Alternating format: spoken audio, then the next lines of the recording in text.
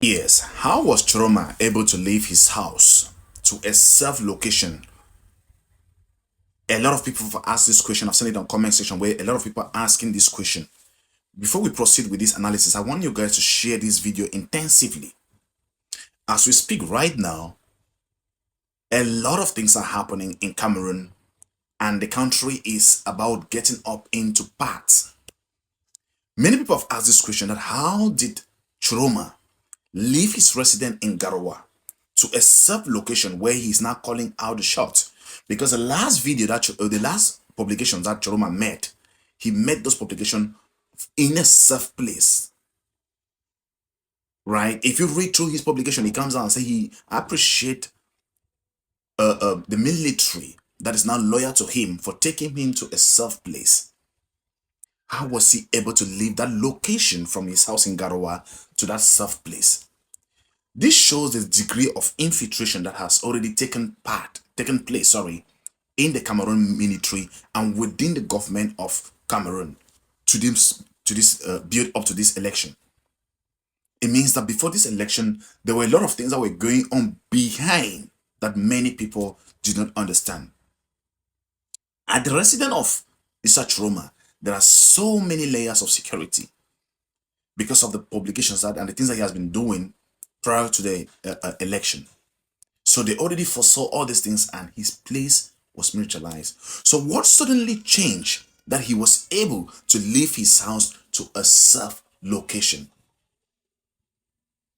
It sums down to one thing: the degree of frustration that people and Cameroonians have within the entire system, within the governing system.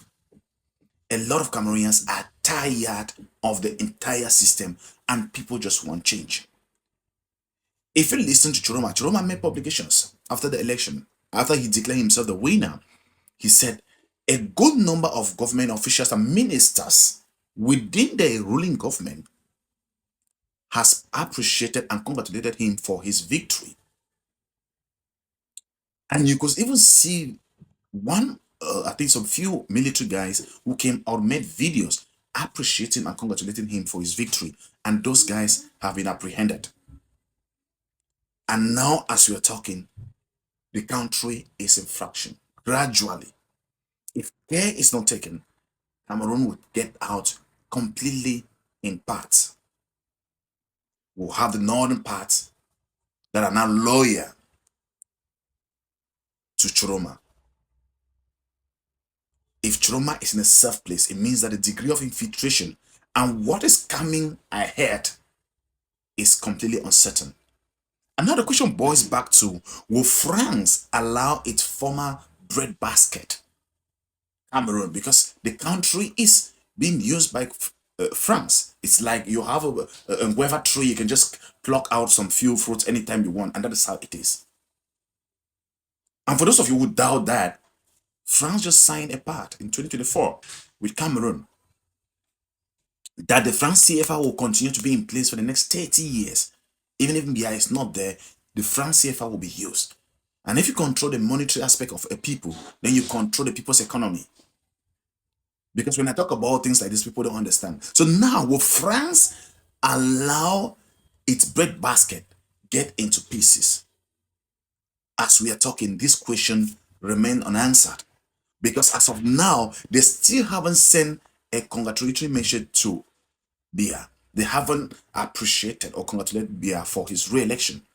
For that we know, they've already used their proxy states like Gabon and Chad and some other places to send letters to bring normalcy, to bring international recognition of the incumbent's re-election. And they haven't still made an official statement or anything.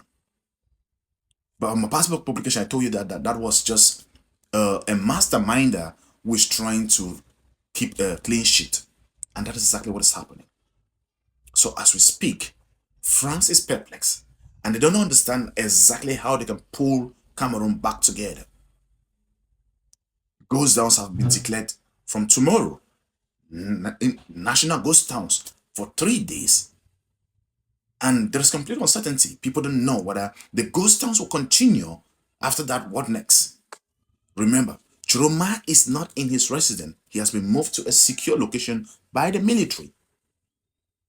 If the military in Garoua, the capital where he is able to take him to a secure location, it means that the entire military sector in that state is in support of his activity. Because if the chain of command reach Garoua and the people in Garoua, they cannot execute, it means that they don't recognize what is coming from Yaoundé. It means that there's a high level of infiltration with the Cameroon military, and some are loyal to Biya. This brings France into a very, very tight corner, because what they always do is that they play the card of normalcy, and then the military come in with a repression. If there's any situation, they come in seriously, and then the people will go back into their shelves. And then they start portraying normalcy, normalcy, normalcy. That is why even after the day, after the election was declared on the 28th, right, there were serious demonstrations in Douala, parts of Yaoundé, Marawa, Garoua, in Bafoussam, and in Betwa. But CRTV made publication say that no, everything was going on normal, schools, there was no protest and all that. They were still playing the card of normalcy. So now, will France allow its breadbasket get into pieces? Because when the country is in pieces, there is no way you can rip off of it.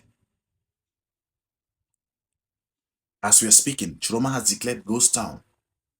How will the ghost town be managed? And for how long will this ghost town be? So you see the situation. Tchioroma is where he is today because of infiltration in the Cameroon military and even in the government, because there are people in the government that appreciate him. If you look at the polls, the result that Tchioroma was releasing, you see that there are places where a lot of the military guys, like in military camps, Tchioroma won massively in those areas, polling stations, sorry, that were in military camps. Tchioroma, ironically, won massively in those military camps. That's to show you that what people are tired, even the military. So let's watch out and see what is going to happen from tomorrow. From tomorrow will be ghost towns in the entire Cameroon, and the port has the container terminal at the port has already come out with a plan, a backup plan on how they need to reschedule their work after that. Who knows what is going to happen? Thank you so much for watching this video. I will continue to bring you analysis on how things are happening in Cameroon, because a lot is still going to happen. So I'll keep you guys updated. Kindly